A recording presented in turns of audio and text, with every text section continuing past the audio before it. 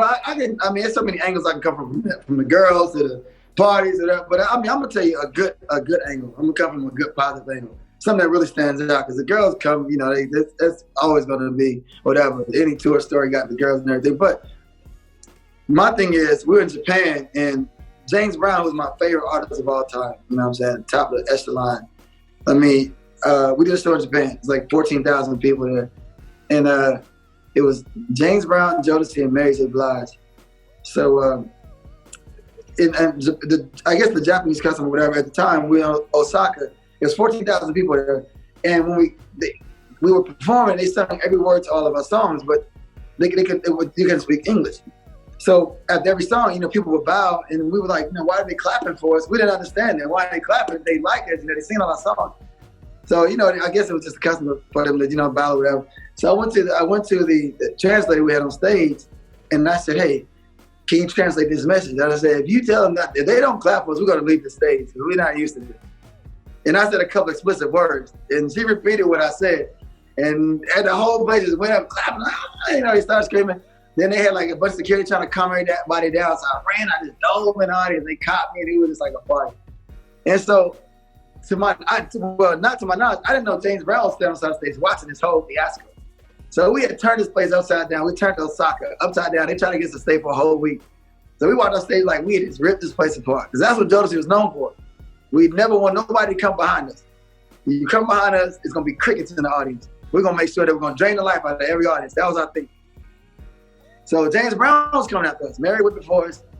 And so we said, ain't no way James Brown come behind that. There's no way. At this time, he was like in his late 60s, I want to say. So we walked aside the stage, and he looked at me, and he said, y'all boys is good. Y'all boys is good, but let Daddy do his thing. So we went out there, so we was like, yeah, whatever. Yeah, whatever. Try that, James Brown. Man, but when I tell you, this man took the stage, and when I say when you like feel like you amongst greatness, and I've never felt like that amongst people, even being around Michael Jackson and Prince, I've never felt this feeling to watch this man get on stage, and how he just took control of the whole stage. And it's like you get chills in your body, like just watching. And I was like, man, okay, yeah, we ain't got no chance against this guy.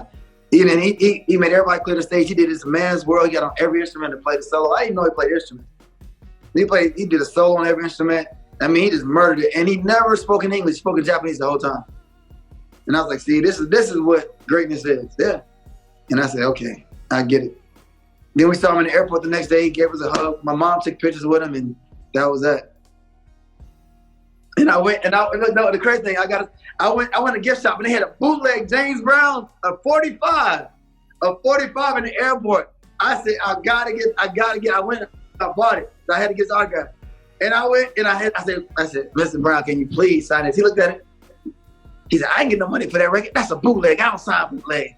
Then he turned around and said, well, I'll sign yours. And he signed it, and I still got it. He said, I ain't get no money for that record. That's a bootleg. Yeah, but yeah, he signed it, and I was happy, man, and I still got that 45.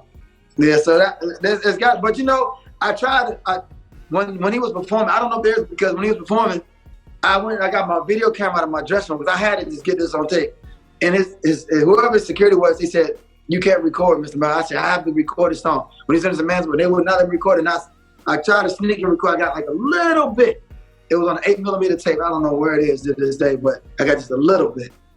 Yeah, so I don't know if they had cameras, like somebody in the audience or whatever, but I know they stopped me from recording. And I was on the side of the stage. That's probably Met.A.Mor.Phic is probably the funniest moment.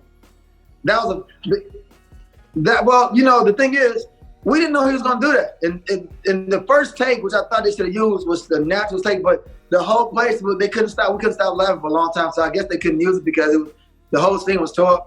But I mean, we couldn't get through the scene. We laughed, and the whole audience, nobody knew he was gonna do that. He didn't tell anybody. He didn't even tell like Gina or the other people that was on the cast. Nobody knew. Nobody knew he was gonna do that.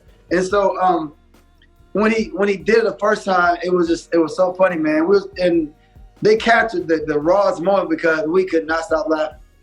We could never get our composure. So it took them maybe almost an hour for us to regain composure, for everybody to stop laughing.